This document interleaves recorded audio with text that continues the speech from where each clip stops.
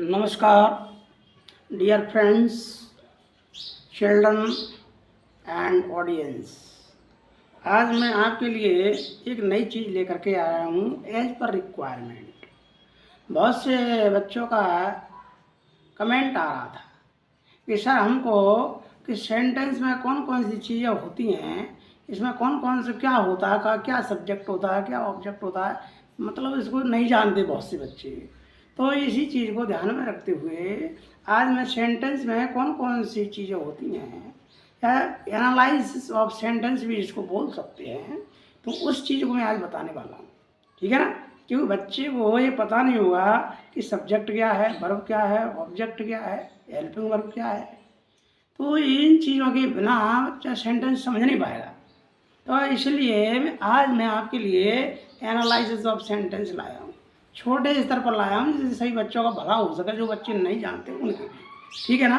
तो देखिए मैं आपको एग्जाम्पल से समझाऊंगा एनालिसिस में।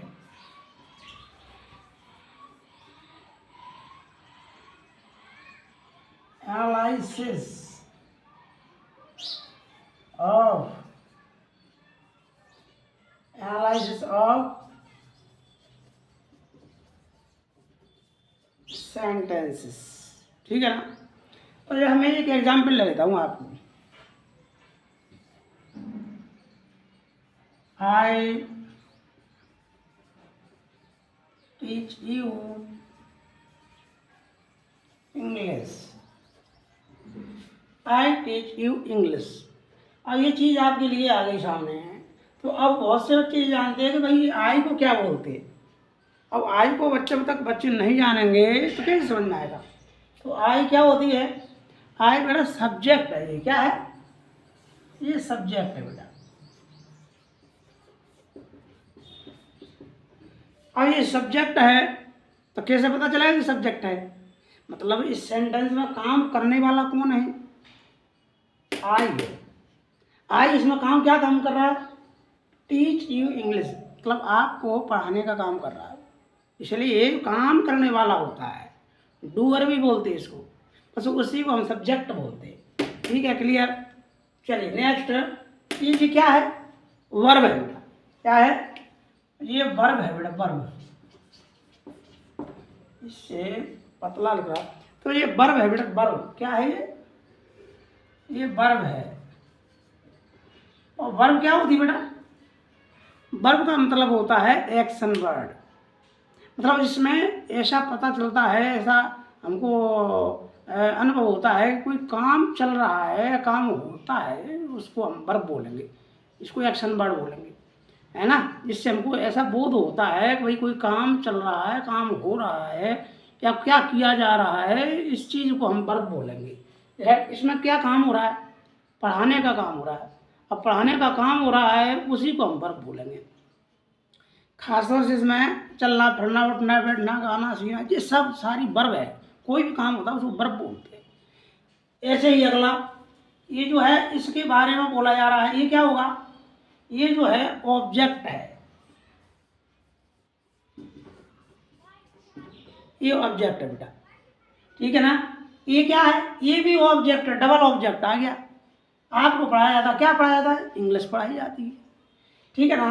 तो इसलिए ये ऑब्जेक्ट का मतलब, ये ऑब्जेक्ट समझने के लिए मैं बता देता हूँ आपको कि हमें कोई वाट या वूम का आंसर मिल जाता है, वही ऑब्जेक्ट होता है। मतलब जिसके बारे में हम बात बता रहे हैं। हम किसके बारे में बात बता रहे हैं? आपके बारे में बोल रहे हैं, या फिर अंग्रेजी पढ़ाने के बारे में बोल रहे हैं, बस उसी को हम ऑब्जेक्ट बोलेंगे। एक एग्जाम्पल और देखिए, उसको हम करके भी देख लेंगे। ठीक है ना। मान लीजिए सीता स्माइल। सीता स्माइल। अब ये बड़ा छोटा सेंटेंस है, आपको जल्द इजीली होगा। देखो सीता क्या? सब्जेक्ट। क्यों? क्योंकि ये काम कर रही है। कौन सा काम कर रही है बेटा? ये स्माइलिंग करने का काम कर रही है। और काम क्या कर रही है? स्माइलिंग। और स्माइल का काम कर रही है, तो इसी को हम क्या बोलेंगे? वर्ब है बेटा जी। क्या हो जाएगा? वर्ब हो जाएगा। क्यों ये वर्ब? क्योंकि काम हो रहा है, कोई भी काम होता है उसको हम वर्ब बोलते हैं। अब इसमें ऑब्जेक्ट है ही नहीं है, तो इसको छोड़ देंगे। एक एग्जाम्पल और देखिए, दे प्ले क्रिकेट। अब प्ले क्रिकेट है ये, इसी तरीके से दे, ये दे क्या है, इसमें काम करने वाला कौन है, दे है। तो दे जो काम कर रहा है, तो काम करने वाले को हम सब्जेक्ट बोलेंगे। इसी तरीके से क्या काम कर रहा है, वो खेलने का काम कर रहा है, तो इसको जो काम कर रहा है उसको क्या बोलेंगे, वर्ब बोलेंगे। और क्या कर रहा है, वो क्रिकेट खेल रहा है, क्रिकेट के बारे में बात बताई जा रही है, तो ये क्रिकेट जो है ऑब्जेक्ट हो जाएगा बेटा। क्या खेल रहा है, क्रिकेट खेल रहा है या क्रिकेट खेलता है, तो इसी को हम ऑब्जेक्ट बोलेंगे बेटा। ठीक है, और मुझे लगता है आपको समझ में आ गई होगी बात। और फिर और गहराई से बारीकी से जानने के लिए हम नेक्स्ट वीडियो में समझेंगे। छोटे छोटे वीडियो के माध्यम से हम अपनी इंग्लिश को एनरिच कर रहे हैं, enrich our English speaking, English language, understanding, writing also. ठीक है ना। तो सभी बच्चों, आपको मैं रिक्वेस्ट करता हूँ कि आज सभी बच्चे जो बनाया जा रहे वीडियोस उनको बारीकी से देखिए और अच्छे से ऑब्जर्व कीजिए और listen to video carefully, then you will understand the concept. छोटे से अपन जानते हैं कि एक एक ईंट करके एक बड़ा मकान बनता है, तो ऐसे ही डेली छोटे छोटे वीडियो के माध्यम से हम छोटी छोटी चीज़ें सीखते जाएंगे।